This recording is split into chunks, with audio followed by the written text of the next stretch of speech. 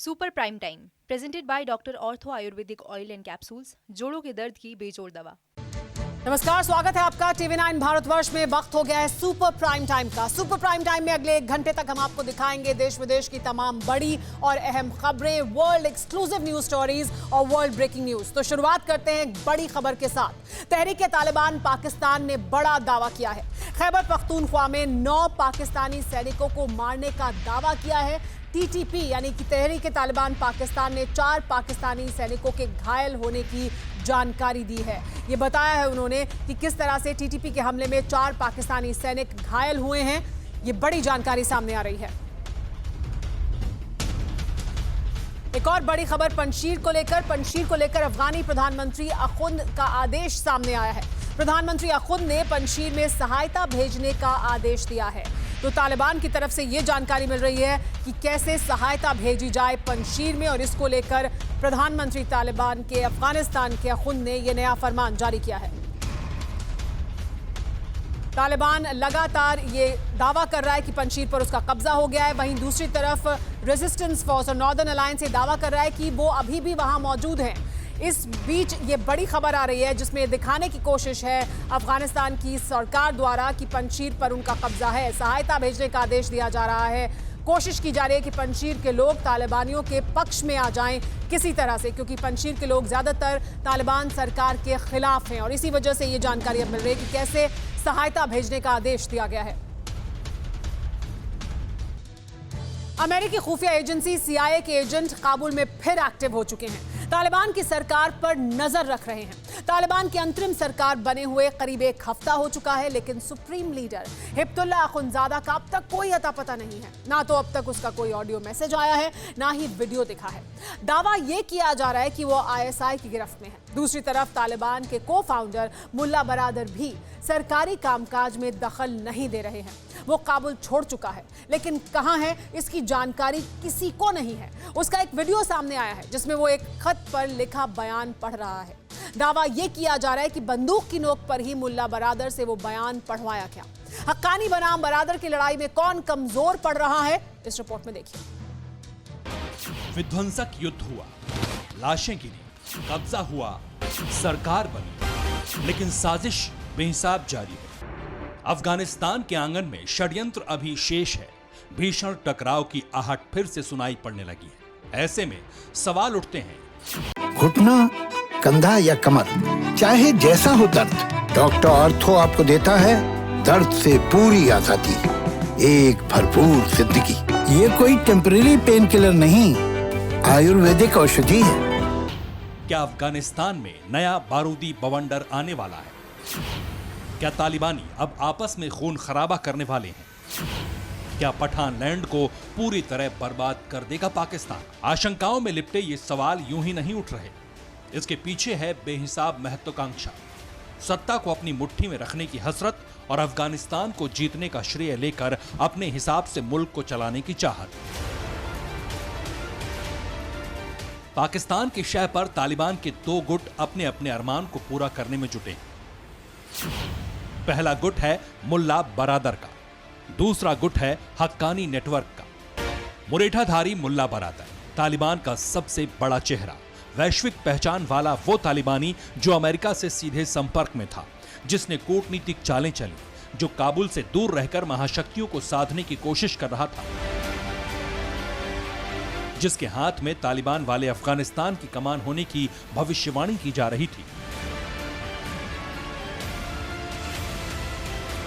वो मुल्ला अब्दुल गनी बरादर काबुल के किले पर तालिबान के काबिज होने के बाद लगभग नेपथ्य में है। ये भविष्यवाणी की जा रही थी कि तालिबान की सरकार बनने के बाद तालिबान का को-फाउंडर मुल्ला बरादर प्रधानमंत्री बनेगा, लेकिन तालिबान की अंतरिम सरकार में मुल्ला बरादर उप प्रधानमंत्री बनकर रह गए। वो भी 2 उप प्रधानमंत्रियों में से एक। सरकार बनी, मंत्रालय बटे और बैठकें हुई, लेकिन उप प्रधानमंत्री बनने के बाद मुल्ला बरादर कहीं नहीं दिखा। मुल्ला बरादर को लेकर तमाम तरह की अटकलें लगाई जाने लगी हैं। लगभग 40 घंटे तक तमाम तरह की खबरों के बीच अचानक मुल्ला बरादर प्रकट हुआ। उसके साथ एक अफगानी टीवी चैनल का रिपोर्टर बैठा था। सामने कैमरा था। बरादर के हाथ में कागज का एक टुकड़ा था। रिपोर्टर के सवाल पर मुल्ला बरादर ने वही पढ़ा जो पन्ने पर लिखा हुआ था। काला लिबास पहनकर बंद कमरे में बैठे मुल्ला बरादर ने पश्तो में जो कहा उसका लब्बोलुआब ये था कि कुछ दिनों से मेरे मरने की अफवाह उड़ी है, लेकिन मैं पिछले कुछ दिनों से यात्रा कर रहा था। लेकिन हम साफ कर देना चाहते हैं, हम सभी एक साथ हैं और सही तरह से आगे बढ़ रहे हैं। मुल्ला बरादर हम में जिस दूसरे का जिक्र कर रहा था वो है हक्कानी ग्रुप, वही हक्कानी ग्रुप जिसके नेता खलील उर रहमान हक्कानी के साथ बरादर की झड़प की खबरें आई थी, वही हक्कानी ग्रुप जो तालिबान की जीत का श्रेय खुद लेना चाहता है, जो तालिबानी सत्ता में सबसे ज्यादा हिस्सेदारी चाहता है। खूनी हक्कानी के साथ तकरार के सवाल पर मुल्ला बरादर ने कहा कि यह झूठ और प्रोपेगेंडा है। हक्कानी के साथ दोस्ती को नए तरह से परिभाषित किया। मुल्ला बरादर जब ये रिपोर्टर से कह रहा था तब उसके हाथ में सफेद पर्ची थी। पर्ची पर लिखा हुआ ही दोहरा रहा था। पर्ची देखकर पढ़ने वाला यही मुल्ला बरादर अमेरिका और चीन के नेताओं के साथ डील करने के लिए विख्यात है। अमेरिकी टाइम मैगजीन ने मुल्ला बरादर को प्रभावशाली नेताओं की लिस्ट में शुमार किया है, लेकिन उसी मुल्ला बरादर को पहले अपना ऑडियो जारी करना पड़ा और फिर ठसक के साथ रहने वाले तालिबानी नेता को कांपते शब्दों में इंटरव्यू देना पड़ा। इसलिए आगे का सवाल है कि मुल्ला बरादर इस इंटरव्यू में अकेला ही क्यों दिखाई दे रहा है। मुल्ला बरादर के इंटरव्यू के बाद भी उसकी लोकेशन की जानकारी क्यों नहीं। इंटरव्यू में मुल्ला बरादर क्यों लिखी हुई स्क्रिप्ट पढ़ रहा था। क्या मुल्ला बरादर को यह स्क्रिप्ट जबरदस्ती पढ़ने को कहा गया। इन सवालों के बीच मुल्ला बरादर को लेकर एक नई थ्योरी सामने आई है। बताया जा रहा है कि मुल्ला बरादर इस वक्त हक्कानी की गिरफ्त में है और मुल्ला बरादर का जो इंटरव्यू सामने आया है वो गन पॉइंट पर दिलवाया गया है। साथ ही ये जानकारी भी सामने आ रही है कि मुल्ला बरादर ने पर्ची में लिखी गई जिस स्क्रिप्ट को पढ़ा उसे हक्कानी ने ही लिखवाया था, और क्योंकि बरादर इस वक्त हक्कानी की कस्टडी में है इसलिए मुल्ला बरादर की लोकेशन के बारे में कोई भी जानकारी सामने नहीं रखी। हालांकि इस दावे पर हक्कानी की तरफ से भी सफाई आई है। सिराजुद्दीन हक्कानी के भाई अनस हक्कानी ने भी एक वीडियो जारी किया है। उसने बताया है कि पूरा तालिबान एकजुट है और किसी के बीच कोई विवाद नहीं है। सभी लोग इस्लामिक और अफगानी वैल्यू को ध्यान में रखते हुए एक साथ आगे बढ़ रहे हैं। लेकिन सरकार बनने से पहले हक्कानी और बरादर में टकराव कैसे सरेआम हुआ था ये सबको पता है। जब सरकार बनी तो कद के मुताबिक मुल्ला बरादर दरकिनार कर दिया गया और हक्कानीज को ज्यादा तरजीह दी गई। हक्कानी ग्रुप के चीफ सिराजुद्दीन हक्कानी को गृह मंत्री बनाया गया है। सिराजुद्दीन के चाचा खलील उर रहमान हक्कानी को शरणार्थी मामलों का मंत्री बनाया गया है। इसके अलावा हक्कानी ग्रुप के 5 और लड़ाकों को भी मंत्री पद दिया गया है। यानी सरकार की साझेदारी में हक्कानी कहीं भारी। इसके पीछे तर्क यह है कि हक्कानियों के बड़े हमले की वजह से तालिबान की जीत हुई। हक्कानी नेटवर्क पिछले कुछ सालों में अफगानिस्तान में हुए बड़े हमलों में शामिल था। ये हमले अफगानी सेना और उनका साथ दे रहे अमेरिकी सैनिकों को टारगेट करके किए गए थे।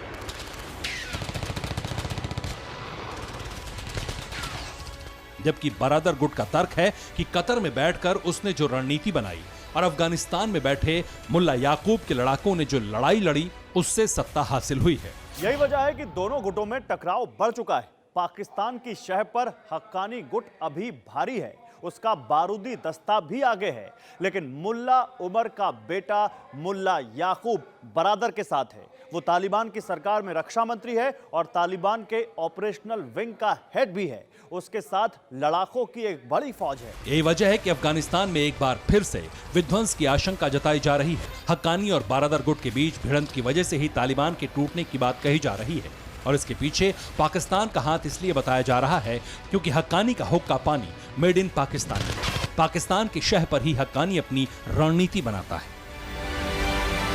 हक्कानी और तालिबानी खुलेआम लड़ रहे हैं, लेकिन तालिबानियों का वो सर्वमान्य नेता कहीं पर भी नजर नहीं आ रहा। तालिबान का वो सुप्रीम चेहरा जिसका हर एक फैसला सभी के लिए पत्थर की लकीर के तौर पर होता था, वो मौलवी जिसके बारे में भविष्यवाणी की जा रही थी कि वो अफगानिस्तान का मुकद्दर तय करेगा। नाम मौलवी हैबतुल्लाह अखुंदजादा, उम्र 50 साल, ओहदा तालिबान का सुप्रीम लीडर। ये वही अखुंदजादा है जिसके कभी राष्ट्रपति बनने की बात कही जा रही थी, देश का सर्वमान्य सर्वोच्च नेता, मजहबी मामलों के इस तालिबानी नेता को अफगानिस्तान का अमीर बनाने की बात भी हुई थी, लेकिन तालिबान की सत्ता में वापसी के बावजूद अंतरिम सरकार बनने के बाद भी अखुंदजादा का कोई अता पता नहीं। ना तो उसका कोई ऑडियो मैसेज आया, न किसी ने उसकी झलक देखी। आखिरी बार उसका बयान मई में रमजान के मौके पर आया था। तो सवाल उठता है, मुल्ला बरादर को लेकर अफवाहों के बीच उसका इंटरव्यू भी आ गया, लेकिन अभी भी अखुंदजादा सामने क्यों नहीं आया? क्या किसी ने उसे कैद कर रखा?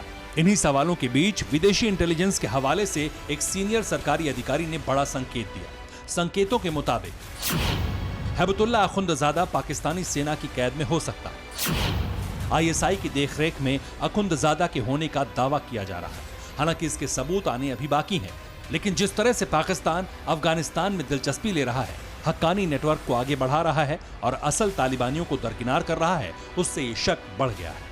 अगर ये शक सही साबित होता है तो यकीन मानिए तालिबान में विद्रोह होगा, जो पाकिस्तान को भी कल्पनाओं में कंपा देगा।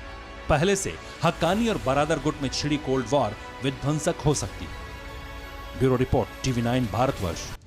दक्षिण चीन सागर में अमेरिका और चीन के बीच जिस तरह तनातनी जारी थी, इससे ये आशंका बढ़ चुकी थी कि किसी भी वक्त दुनिया के दो ताकतवर मुल्कों में समुद्री वॉर हो सकती है। इसी बीच ब्रिटेन और ऑस्ट्रेलिया की नौसेना ने भी ग्लोबल विलन के खिलाफ मोर्चा खोल दिया और अमेरिका का साथ देने के लिए अपने विध्वंसक लड़ाकों को साउथ चाइना सी में तैनात कर दिया।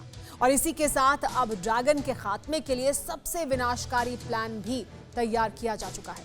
जिस समंदर में चीन खुद को सबसे ताकतवर मानता था, उसी ब्लू वॉर जोन में ड्रैगन को तबाह करने के लिए 3 देशों के प्रोजेक्ट AUKUS पर मोहर लगा दी है। आखिर कैसे अमेरिका, ऑस्ट्रेलिया और ब्रिटेन का ये न्यूक्लियर प्रोजेक्ट जिनपिंग की फौज को नेस्तनाबूद कर देगा, और इसके साथ ही दूसरी तरफ LAC पर हिंदुस्तान की रॉकेट फोर्स कैसे ड्रैगन कंट्री की जमीन को थर्रा देगी, देखिए इस रिपोर्ट। ब्लू बैटल ग्राउंड में 3 ताकतवर मुल्कों का परमाणु प्लान ड्रैगन के लिए डेंजरस साबित होने वाला है, क्योंकि ग्लोबल विलन को समंदर वाले वॉर जोन में तबाह करने के लिए इंडो पैसिफिक रीजन में उसकी नापाक साजिशों पर लगाम लगाने के लिए महाशक्ति अमेरिका ने ब्रिटेन और ऑस्ट्रेलिया के साथ मिलकर एक ऐसे प्रोजेक्ट को हरी झंडी दी है, जिसके आगाज के साथ ही घुसपैठिए चीन की सिट्टी पिट्टी गुम हो चुकी है। प्रोजेक्ट AUKUS, इसी के तहत ड्रैगन के फुल एंड फाइनल की स्क्रिप्ट लिखी जाएगी। मगर कैसे? क्योंकि जिन 3 मुल्कों ने चीन के खिलाफ इस प्रोजेक्ट की शुरुआत की, वो तो पहले ही साउथ चाइना सी में अपने विध्वंसकों के साथ जमे हैं। बीते 1 साल से दक्षिण चीन सागर में जंग के हालात हैं। बावजूद इसके ना तो चीन पीछे हट रहा है और ना ही वो इन तीनों मुल्कों की ताकत से डरा है। तो आपको बता दें, इस बार प्रोजेक्ट AUKUS के जरिए एक ऐसे डेडली किलर को तैयार किया जाएगा जिसकी सबसे बड़ी ताकत है surprise attack. Indo Pacific region में ड्रैगन कंट्री के खिलाफ आक्रामक युद्ध नीति का जो प्लान तैयार किया है, जिस प्रोजेक्ट AUKUS को लॉन्च किया गया है, उसे लेकर यह दावा किया जा रहा है, घुटना, कंधा या कमर, चाहे जैसा हो दर्द, डॉक्टर ऑर्थो आपको देता है दर्द से पूरी आजादी, एक भरपूर जिंदगी। ये कोई टेम्परेरी पेन किलर नहीं, आयुर्वेदिक औषधि है। कि प्रोजेक्ट AUKUS के तहत न्यूक्लियर सबमरीन्स को तैयार किया जाएगा। 18 महीनों के अंदर सबसे शक्तिशाली परमाणु पनडुब्बी तैयार हो जाएगी। न्यूक्लियर सबमरीन को इंडो पैसिफिक रीजन के वॉर जोन में उतारा जाएगा। आपको बता दें कि प्रोजेक्ट AUKUS के जरिए जिस साइलेंट किलर को तैयार किया जाएगा, उसे ऑपरेट करने का काम ऑस्ट्रेलियाई नेवी के जिम्मे होगा, जबकि अमेरिका और ब्रिटेन के साइंटिस्ट और डिफेंस एक्सपर्ट इस न्यूक्लियर सबमरीन को तैयार करने में मदद करेंगे। वक्त भी मुकर्रर हो चुका है। 18 महीने बाद AUKUS गठबंधन का विनाशकारी वेपन इंडो पैसिफिक रीजन में ऑपरेशन मोड में आ जाएगा। इस सबमरीन को इंडो पैसिफिक रीजन में उतारने की बड़ी वजह यह भी है कि अमेरिका, ऑस्ट्रेलिया और ब्रिटेन के जॉइंट ऑपरेशन के तहत तैयार किया गया ये साइलेंट किलर बेहद गुपचुप तरीके से समंदर में गश्त लगाएगा। इसके अलावा दक्षिण चीन सागर में भी ड्रैगन की घेरेबंदी करेगा, ताकि ऑर्डर मिलने के साथ ही ब्लू वॉर जोन में खड़े चीनी युद्धपोतों और वॉरशिप को तहस नहस कर सके, ड्रैगन की समुद्री सीमा की धज्जियां उड़ा सके। ऑस्ट्रेलियाई PM स्कॉट मॉरिसन की माने तो सुपर पावर अमेरिका और ब्रिटेन की तकनीक की मदद से फ्रांसीसी डिजाइन वाली न्यूक्लियर सबमरीन तैयार की जाएगी। उसे न सिर्फ परमाणु हथियार बल्कि हाईटेक डिफेंस और अटैक सिस्टम से भी लैस किया जाएगा, ताकि समंदर की गहराई में उसकी मौजूदगी का पता भी न चले। पहले 5i, फिर क्वाड और अब AUKUS। अपने खिलाफ तैयार होते मोर्चे से चीन की जमीन हिल चुकी है। जिनपिंग की सांस अटक गई है। क्योंकि ड्रैगन को अब डर सताने लगा है कि जल्द ही उसके खिलाफ बड़ा एक्शन हो सकता है। लिहाजा ड्रैगन ने भी अमेरिका, ब्रिटेन और ऑस्ट्रेलिया के प्रोजेक्ट AUKUS और परमाणु प्लान को अपने खिलाफ सबसे बड़ी साजिश बता दिया है। चीन को इस बात की आशंका है कि उसे तबाह करने के लिए बड़ी तैयारी हो रही है। मगर आपको बता दें कि दुनिया की सबसे ताकतवर सेना का गुमान पालने वाले, सबसे विस्फोटक हथियारों की धौंस जमाने वाले, खौफनाक साजिश के दम पर दूसरे मुल्कों की जमीन हड़पने वाले ड्रैगन को सिर्फ प्रोजेक्ट AUKUS से ही नहीं बल्कि हिंदुस्तान से भी बड़ी चुनौती मिलने वाली है, क्योंकि LAC से लेकर हिंद महासागर तक में मक्कार ड्रैगन की साजिश को बर्बाद करने के लिए भारत ने भी रॉकेट फोर्स का ऐलान कर दिया है। Now got missiles, we are looking at creating a rocket force because let me also tell you, the more the aircraft you keep in the air, the more you'll also be on the ground because look at the air defense systems that are coming up. अब हिंदुस्तान चीन से लगी सीमा के पास rocket force तैनात करेगा, जिसमें विध्वंसक MBRL के साथ साथ मिसाइल लॉन्चर्स भी होंगे। हिंदुस्तान के इस अग्रेसिव रुख का मकसद सिर्फ एक है, ड्रैगन की विस्तारवादी सोच पर लगाम कसना, दुनिया के सामने उसे सरेंडर करवाना। मतलब साफ है, अब ग्लोबल विलेन का बचना मुश्किल है, क्योंकि उस पर अब चौतरफा प्रहार हो सकता है। जहां समंदर में अमेरिका, ऑस्ट्रेलिया और ब्रिटेन प्रोजेक्ट AUKUS से ड्रैगन को हड़काएंगे, तो वहीं दूसरी तरफ जमीन से आसमान तक हिंदुस्तान की रॉकेट फोर्स चीन को हद में रहने की चेतावनी देगी। Bureau report, TV9 Bharatvarsh. UP और दिल्ली में मूसलाधार बारिश का दौर जारी है। सबसे बुरी हालत लखनऊ की है। यहां लगातार भारी बारिश की वजह से पूरा शहर मुसीबतों में घिर गया है। एयरपोर्ट के रनवे से लेकर विधानसभा की सड़कों तक पानी भर गया है। लखनऊ में हालात ऐसे हैं कि लोगों को घरों से ना निकलने की सलाह दी गई है। यूपी के 40 जिलों में बारिश हुई है। वहीं मध्य प्रदेश में भी लगातार बारिश हो रही है। पश्चिम बंगाल में भी बारिश लोगों की परेशानी का बड़ी वजह बनी हुई है।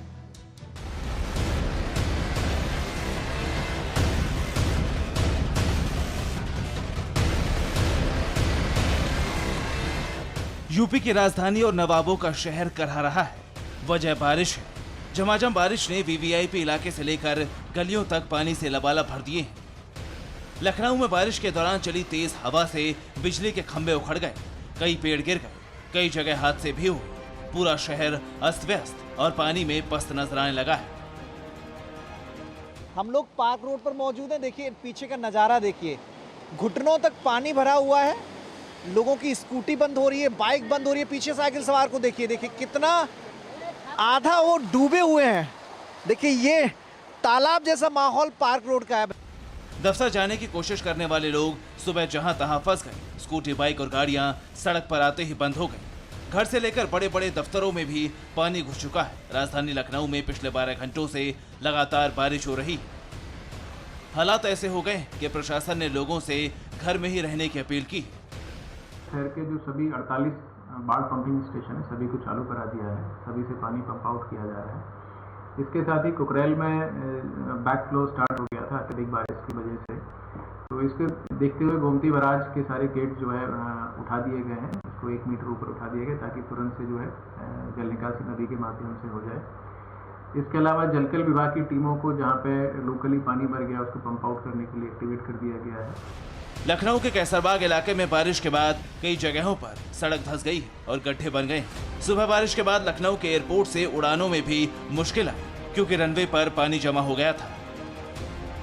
सिर्फ लखनऊ ही नहीं, यूपी के 40 जिलों में 20 घंटे से लगातार बारिश हो रही है। उत्तर प्रदेश में 24 घंटों के अंदर औसत अनुमान से 5 गुना ज्यादा बारिश हुई। राज्य में 33.1 मिलीमीटर बारिश रिकॉर्ड हुई, जो औसत अनुमान 7.6 मिलीमीटर से करीब 5 गुना ज्यादा है। लखनऊ में पिछले 9 घंटे में 100 मिलीमीटर से ज्यादा बारिश रिकॉर्ड की गई। मौसम विभाग के मुताबिक बुधवार रात 12 बजे से लेकर सुबह 9 बजे तक लखनऊ में 109.2 मिलीमीटर से ज्यादा बारिश हुई। यूपी की राजधानी ही नहीं, देश की राजधानी दिल्ली भी लगातार बारिश की वजह से मुसीबतों का सामना कर रही। दिल्ली के प्रहलादपुर अंडरपास को एक बार फिर से वाटर लॉगिंग की वजह से बंद कर दिया गया है। वक्त मैं आपको दिखाना चाहूंगी प्रहलादपुर अंडरपास के पास मैं मौजूद हूँ और इस अंडरपास को बंद कर दिया गया है। लगातार हम देखते हैं कि दिल्ली में जब भी बारिश होती है, जल भराव की जो समस्या है वो अमूमन बीते कई सालों से लगातार देखने को मिल रही है। चेतावनी यहाँ पर एक बोर्ड लगाया गया हुआ है और इस बोर्ड पर साफ लिखा हुआ है कि जल भराव की स्थिति में आगे जाना मना है। गहरे पानी में डूबकर दुर्घटना हो सकती है। आगे से लोक निर्माण विभाग, दिल्ली सरकार। दिल्ली में बारिश के दौरान लोगों को सुबह सड़क जाम से भी जूझना पड़ा। फिलहाल दिल्ली की सड़कों पर उतना पानी नहीं जितना लखनऊ में।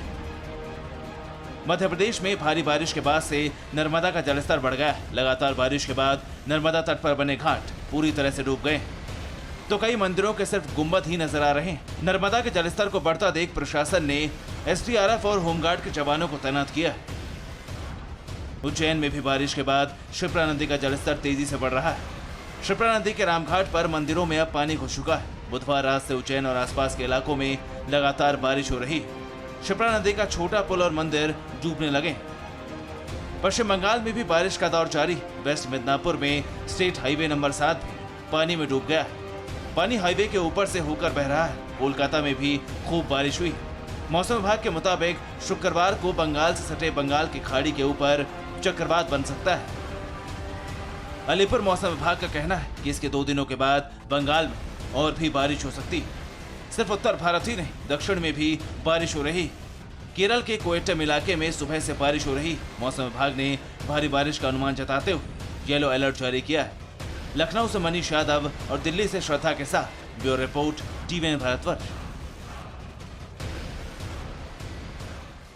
दुनिया का चाहे जो भी मुल्क हो, छोटा या बड़ा, संपन्न या फिर गरीब, अगर वो गृह युद्ध के भंवर में हो तो यकीन मानिए उसका वजूद खत्म होना तय है, क्योंकि सिविल वॉर से उबरना किसी के लिए भी आसान नहीं। मौजूदा वक्त में भी दुनिया के 2 मुल्कों में भीषण सिविल वॉर छिड़ी हुई है।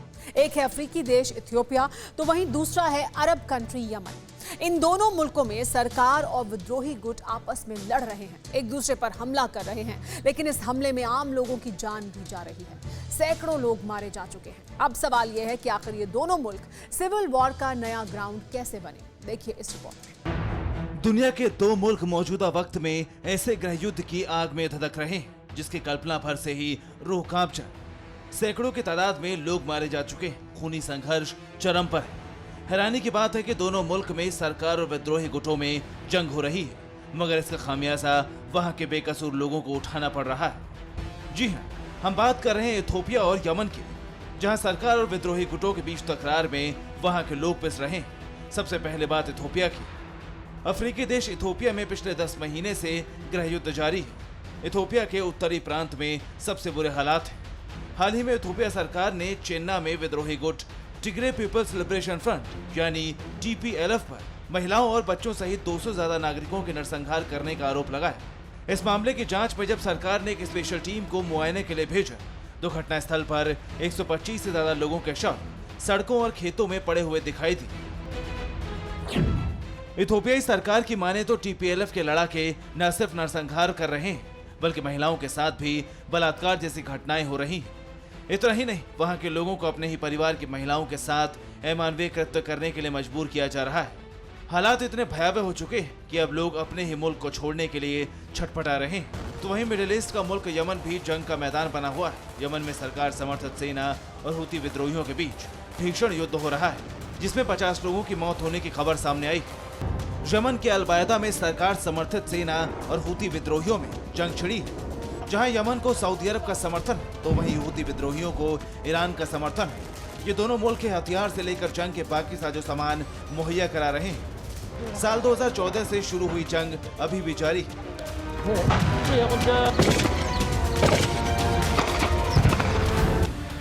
अब सवाल ये है कि आखिर यमन और हुती विद्रोहियों में संघर्ष की वजह क्या है। तो आपको बता दें कि यमन के मारिब इलाके पर हुती विद्रोही कब्जा करना चाहते हैं। इस इलाके में तेल का कूद भंडार है। इतना ही नहीं, ईरान समर्थित हुती संगठन ने यमन के अधिकांश उत्तरी हिस्से पर नियंत्रण हासिल कर लिया है। बस फिर क्या, हुती संगठन के बढ़ते दबदबे के बाद यमन का साथ सऊदी अरब ने दिया और उसकी वजह थी हुती के साथ ईरान का खड़ा होना। बीते कई सालों से सरकार समर्थित सेना घुटना, कंधा या कमर, चाहे जैसा हो दर्द, डॉक्टर ऑर्थो आपको देता है दर्द से पूरी आजादी। एक भरपूर जिंदगी। ये कोई टेम्परेरी पेन किलर नहीं, आयुर्वेदिक औषधि है। आपने आसमान के बीच विमानों में रिफ्यूलिंग की तस्वीरें देखी हैं, लेकिन अब ईंधन भरने की तैयारी उन जगहों पर है जहां तक कोई विमान पहुंच भी नहीं पाता, जहां हवा भी नहीं है और वहां ईंधन का स्टॉक रखना अब तक मुमकिन नहीं हो सका था। बस ये समझ लीजिए कि अब अंतरिक्ष में पेट्रोल पंप जैसा एक स्टेशन होगा जहां से सैटेलाइट ईंधन भरवा सकेंगे। अगर ये तकनीक पूरी तरह से कामयाब रही तो कई ऐसे उपग्रह भी एक्टिव हो जाएंगे जिन्हें रिटायर माना जा रहा था। न जमीन पर लौटने की मजबूरी, न रफ्तार, न डायरेक्शन बदलने की जरूरत। फाइटर विमान हवा में ही टैंक फुल करवाते हैं और फिर मंजिल की तरफ बढ़ते हैं। हवा में ईंधन भरने की तकनीक और हवा में ईंधन ले जाने वाले विमान अब नई बात नहीं रहे। लेकिन सोचिए, क्या ऐसा स्पेस क्राफ्ट के साथ भी हो सकता है? क्या ऐसा अंतरिक्ष में चक्कर काटने वाले उपग्रहों के साथ भी हो सकता है? जरूरत तो बहुत है, लेकिन अब तक कोई भी देश ऐसा फ्यूल स्टेशन स्पेस में नहीं बना सका है।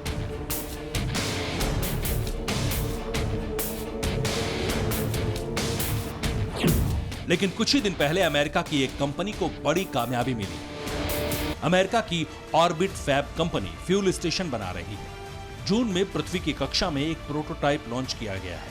ईंधन भरने में सक्षम स्टेशन अब ठीक तरीके से काम कर रहा है। अब पुराने उपग्रहों को नया जीवनदान मिल सकता है। मौजूदा वक्त में दुनिया के अलग अलग देशों के करीब 4000 सैटेलाइट्स पृथ्वी का चक्कर लगा रहे हैं। लगातार और लंबे समय तक काम करने के लिए सभी सैटेलाइट्स को फ्यूल की जरूरत पड़ती है। इससे पहले जिन सैटेलाइट्स का फ्यूल खत्म होता था उन्हें बेकार या रिटायर्ड मान लिया जाता था, लेकिन अब ऐसा नहीं होगा। स्पेस में मौजूद फ्यूल टैंकर का नाम तेंजिंग टैंकर 001 है। ये एक शुरुआती सैटेलाइट ईंधन टैंकर का प्रोटोटाइप है। इसे एलन मस्क के रॉकेट से 30 जून को लॉन्च किया गया था। तेंजिंग टैंकर का प्रोटोटाइप वैसे ही काम करेगा जैसे आसमान में विमान में रिफ्यूलिंग की जाती है। इसका डिजाइन ऐसा है कि कोई भी सैटेलाइट इससे जुड़ सकता है और फ्यूल लेने के बाद अपना डायरेक्शन बदल सकता है। कंपनी का दावा है कि वो दुनिया का पहला सैटेलाइट फ्यूल डिपो बना रहे हैं। स्पेस में रहने वाला ये फ्यूल टैंकर उसी परिक्रमा के रास्ते पर मौजूद है जहां मौसम और तस्वीर लेने वाले ज्यादातर सैटेलाइट्स हैं। सैटेलाइट्स को लेकर तमाम देश तेजी से काम कर रहे हैं। माना जा रहा है कि इस दशक तक 1 लाख से ज्यादा सैटेलाइट्स लॉन्च होंगे। फ्यूल स्टेशन बनने से अब अंतरिक्ष में और दूर तक जाना भी मुमकिन हो पाएगा।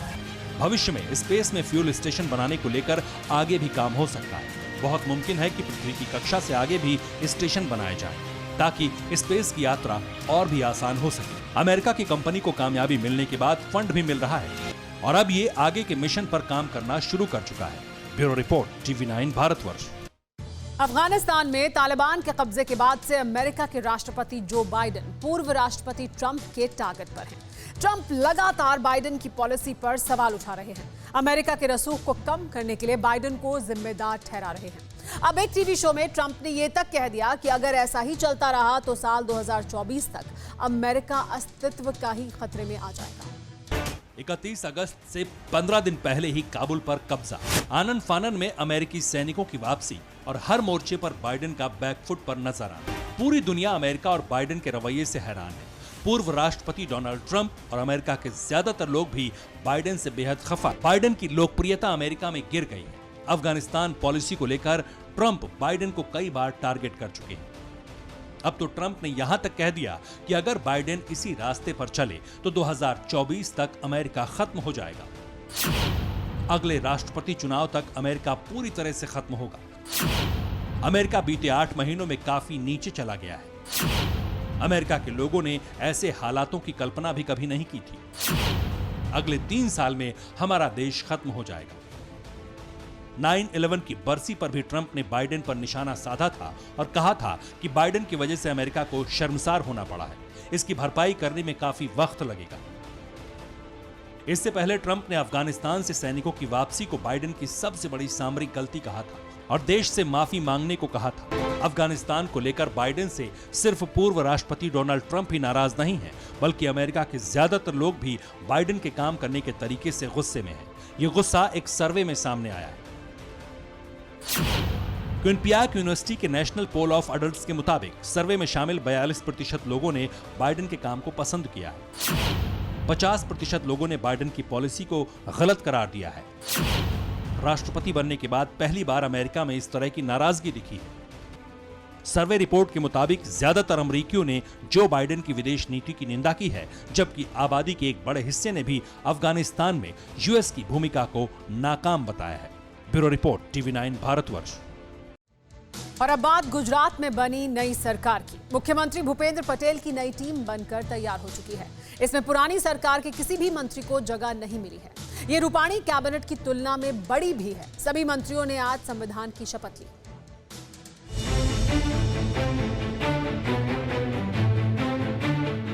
संविधान की शपथ के साथ कुछ यूं तैयार हुई है भूपेंद्र पटेल की टीम।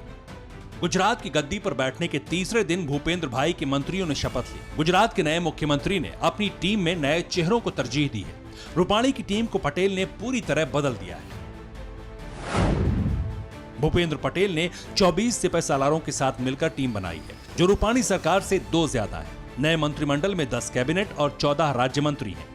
पूर्व मुख्यमंत्री विजय रूपाणी की 22 मंत्रियों वाली पूरी टीम बाहर हो गई है। इनमें पूर्व उप मुख्यमंत्री नितिन पटेल भी शामिल है। भूपेंद्र पटेल की कैबिनेट के मंत्रियों ने 5-5 के ग्रुप में शपथ ली। सबसे पहले शपथ लेने वाले थे राजेंद्र त्रिवेदी, जिन्होंने विधानसभा अध्यक्ष पद से आज ही इस्तीफा दिया। इस्तीफे के करीब 1 घंटे बाद ही वो मंत्री बना दिए गए। 24 मंत्रियों में से 8 पटेल पाटीदार हैं। मुख्यमंत्री भी इसी समुदाय से आते हैं। गुजरात में पटेल पाटीदारों की आबादी करीब 20% है, लिहाजा इन्हें साधने की पूरी कोशिश की गई है, क्योंकि रूपाणी पाटीदार आंदोलन को दबाने में नाकाम रहे थे। कहा जा रहा है कि सभी समुदायों से सामंजस्य बिठाने में नाकाम रूपाणी को चुनाव से ठीक 2 साल पहले बदल दिया गया है। हालांकि गुजरात बीजेपी में यह रवायत पुरानी रही है। 1995 में पहली बार गुजरात में बीजेपी सत्ता में आई, लेकिन सिर्फ 221 दिन बाद ही उनकी जगह सुरेश मेहता को मुख्यमंत्री बना दिया गया। 1998 में मध्यावधि चुनाव हुए और भाजपा 182 में से 117 सीटें जीतकर फिर सत्ता में आई। 2002 में होने वाले चुनाव से 1 साल पहले भाजपा हाईकमान ने उनकी जगह नरेंद्र मोदी को मुख्यमंत्री बनाया। हालांकि उसके बाद 13 सालों तक नरेंद्र मोदी लगातार मुख्यमंत्री रहे, लेकिन उनके केंद्र में आते ही बीजेपी पुराने पैटर्न पर लौट आई है। लेकिन इस बार पूरी टीम भी बदल दी गई है। बड़ी बात यह है कि एक भी नेता ने खुलकर विरोध करने की हिम्मत नहीं की। बिना किसी शोर के पीएम मोदी के आदेश पर गुजरात की सरकार बदल गई। जाहिर है कि मोदी का ये दांव 2022 में सत्ता के लिए रास्ता तैयार करने को लेकर है।